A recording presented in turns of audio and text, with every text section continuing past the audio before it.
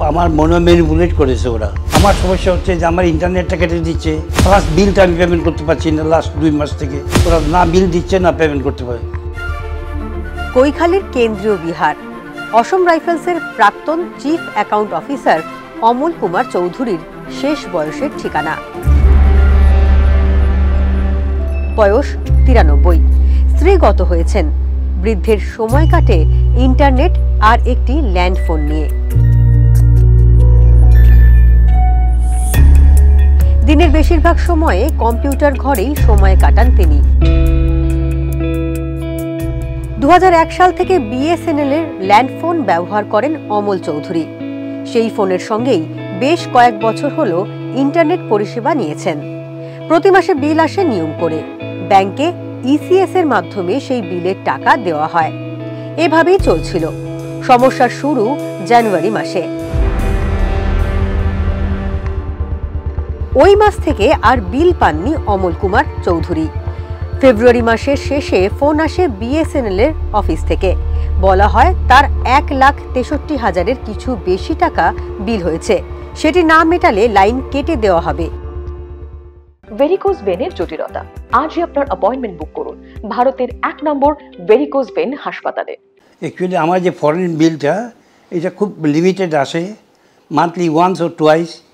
তাও আমি regular payment করে যাচ্ছি, কোনো রকম অসুবিধা নেই এবং কোনো বিল পেন্ডিং রাখি নাই।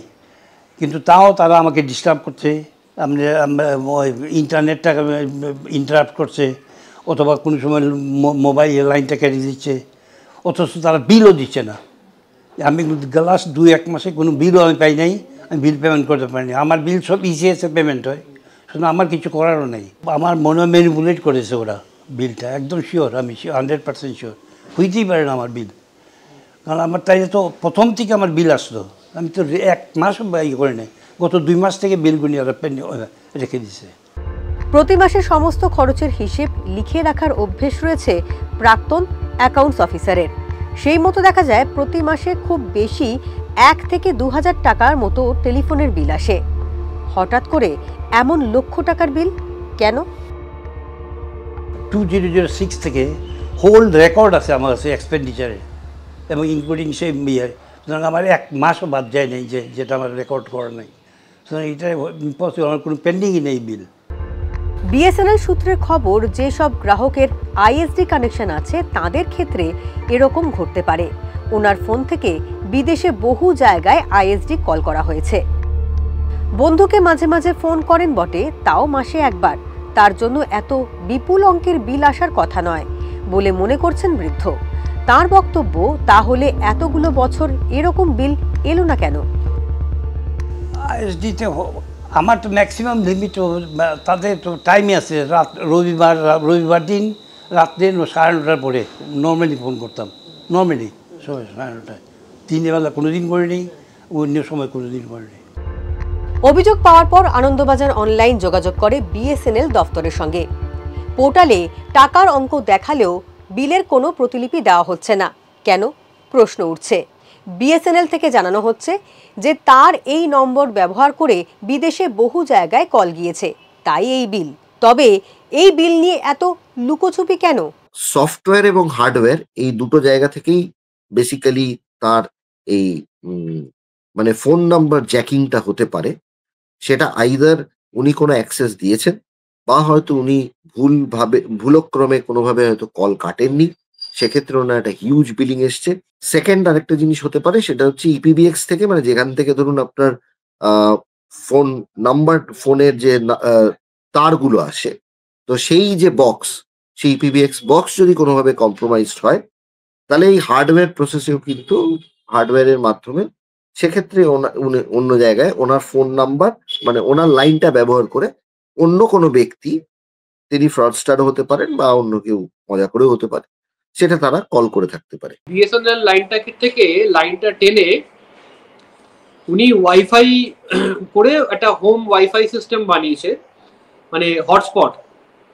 সেইটা যদি হ্যাক হয় তাহলে ওই লাইনটা কিন্তু কোনো, যারা আশেপাশে কোনো হয়তো কোনো বাচ্চা ওই লাইনটার মধ্যে ঢুকে প্রচুর ডাউনলোড করেছে এবং যে লিমিটটা আছে সেই লিমিটটা ক্রস করে গেছে। এবার দেখতে হবে যে ওনার ফেয়ার ইউজেজ পলিসি কি আছে। ম্যাক্সিমাম ক্ষেত্রে কি হয়, একটা আনলিমিটেড কানেকশন দেওয়া থাকে, যেখানে একটা পার্টিকুলার অ্যামাউন্ট অফ ডেটা মানে ক্রস করে গেলে তখন স্পিডটা কমে যায়, কিন্তু বিলিংটা বাড়ে না, শুধু স্পিডটা কমিয়ে দেয়। সেটা যদি থাকে তাহলে এরকম সম্ভাবনা হবে না। কিন্তু উনি যদি গো অ্যাজ ইউ মানে মানে পে অ্যাজ ইউ গো এই স্কিমে থাকে, তাহলে যদি ওই ওয়াইফাইটা কোনোভাবে হ্যাক হয়ে যায় এবং সেটা দিয়ে যদি কেউ খুব বড়সড় কিছু ডাউনলোড করে, তাহলে ডেফিনেটলি এই বিলটা তো মারাত্মক চলে আসবে। ঘটনার পর থেকে বারবার ফোনের লাইন কেটে দেওয়া হয়। 93 বছরের বৃদ্ধ একা থাকেন। ফোনের প্রয়োজনীয়তা তার সব থেকে বেশি। বন্ধ করে দেওয়া হয়েছে তার ইন্টারনেট পরিষেবাও, এমনকি আইএসডি কানেকশনও বন্ধ করে দেওয়া হয়েছে। এটার জন্য ওনার যেটা করণীয় সেটা হচ্ছে বিএসএনএল এর বিল ডেস্কে বা যেটা অফিসিয়াল কমপ্লেনের জায়গা, সেই অফিসিয়াল কমপ্লেনের জায়গায় ওনাকে কমপ্লেন করতে লাগবে। সেখানে যদি উনি সুরাহা না পান এবং সেখানে তার মানে অ্যাপেলেট অথরিটিও রয়েছে, অ্যাপেলেট অথরিটিতেও উনি কমপ্লেন করতে পারেন। যদি সেখানেও তিনি সুরাহা না পান, তবে সেক্ষেত্রে ওনাকে পুলিশে কমপ্লেন করাটা প্রয়োজন।